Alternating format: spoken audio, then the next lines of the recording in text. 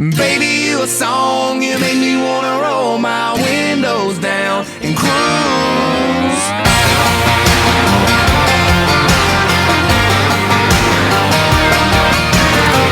Hey there folks, it's Alex Stevenson and welcome to How the South Does Calculus podcast.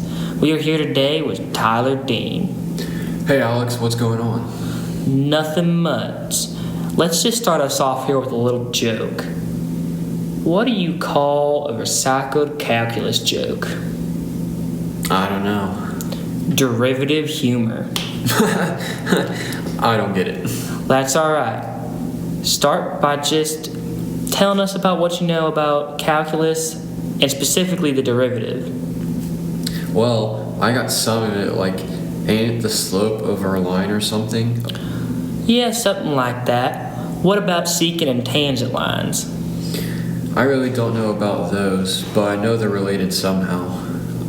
Well, I'm a teach-ins, the southern way. So the secant line is also the average rate of change over an interval, and it's an easy way to find slope over some interval. Because the formula for slope is rise over run, and the formula for secant line is y2 minus y1 over x2 minus x1, it's basically just rise over run. What do you know about tangent lines? Tangent line? Ain't them have to do with a triangle? Nah, brother. The tangent line, or instantaneous rate of change, is a lot like a secant line, but over a smaller interval, and try to get our slope of a certain point. Oh, so they're both just the rate of change over an interval, but tangent is just smaller intervals. Yeah, so if we're looking at chaw sales from 10 p.m. for average rate of change or the secant line, we'd look at something like 9 o'clock to 11 o'clock to find our secant line. But if we're looking at instantaneous rate of change or the tangent line, we look at about 9:50 to 10:10. Now, our values for those, let's say we get the value to be 10. Over the next interval, we would expect our value of f of x to increase by 10. Alright, I got that. That makes a lot of sense now. So, what about how they relate to the derivative? Wait, I think I got this one. If the derivative is a graph of the slope of the function, then these rates of change are just an easy way to find the slope of a function at a certain point. Correct. Now, what about a limit? Oh, I know this one too. It's when the x's go to a certain y point on a function, but they do not cross that y point. But I don't know how it relates to the derivatives. Correct again. And we use limits to find the derivative at a certain point. We take the limit as h goes to 0 of a function f of x plus h minus f of x over h. This allows us to find the derivative with just our y's and the h's in our function. Well, okay, we can actually start talking about derivatives now. Yeah, we can. So the derivative tells us about the slope of our function. When it's negative, it's decreasing, and when it's positive, it's increasing. And the derivative also can be referred to as f prime of x, when our function is referred to as f of x. Alright, so let's go to our first example.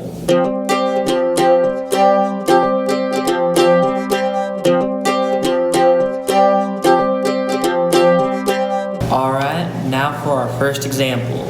Alright, right before you say that example, I do have a quick joke. What is the first derivative of a cow? What is it, Tyler? It's a prime rib. That's a good one. Now, since that's a good old food joke, I got a nice little food example here for you. So, you like Bojangles? Yeah, I do like Bojangles. Alright, we have the Bojangles sales over a day of a store down in Alabama. So, for the average rate of change for 11 o'clock, we look at, let's say, 10 to 12 a.m. p.m. We'd look at it, and if there were 40 sales at 12 and 10 sales at 10, we'd put 40 minus 10 over 12 minus 10, giving us 30 over 2, which would be 15. So our average rate of change at 11 would then be 15.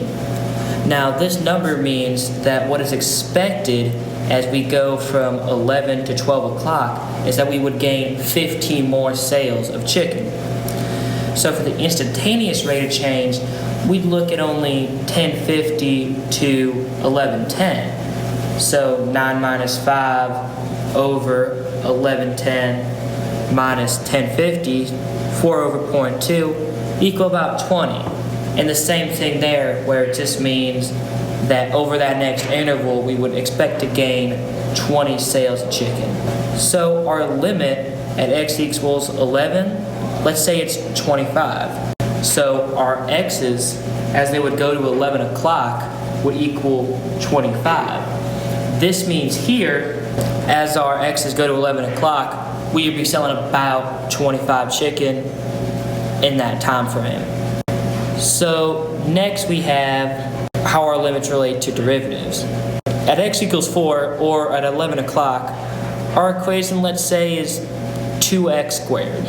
So with limits, we can use the f of x plus h minus f minus x over h, as h goes to 0, of this function. So we'd plug in our numbers, and we'd end up getting the limit would be about 16. Now we're going to head to our next example. Alright, I think I have my own example from physics, specifically electronics, electrical charge, and current.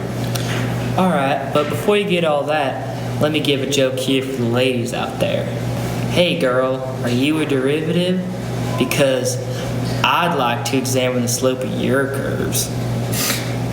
That's a pretty good one. I'm sure that'll pick up any lady. I think it will. Now coming back to my example about physics, our example is going to be about the current is the derivative of a charge. Overall, the average current is the total charge of electricity in a circuit divided by time. This will help give us the slope to help us figure out the derivative. Once we do that, we can actually find the current, which is our derivative, and the current, or I, will equal the limit of delta t, or our total time, to 0, times our delta q, which is our total charge in the current, divided by our time. This actually all equals our current, or I, will equal the rate of change of the charge over time. Now, I know you just heard all this random stuff going on, but basically the fluctuation or the change of the charge in the current is the derivative itself. So if I go from 5 volts or 5 amperes to 3 amperes, then to 1 amperes, then that's the derivative. My derivative is just I'm decreasing by 2 amperes every second or every minute. There are tons of examples in physics, such as velocity, density, and current are not the only rates of change that are important. Well, Tyler, there's other examples from other things. There's examples from chemistry, biology, and other things that can use the derivative in the real world. That's true. Aren't derivatives like used in everyday life? Like derivatives are basically everywhere. They are, even though most people don't really know it. That's true. Now we head to an outro.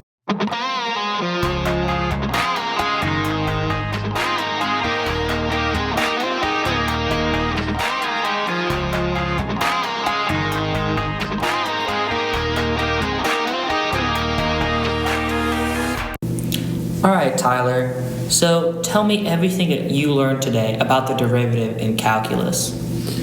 Honestly, I learned a lot about derivative today in calculus. I really didn't know what it was at the beginning, but now I know.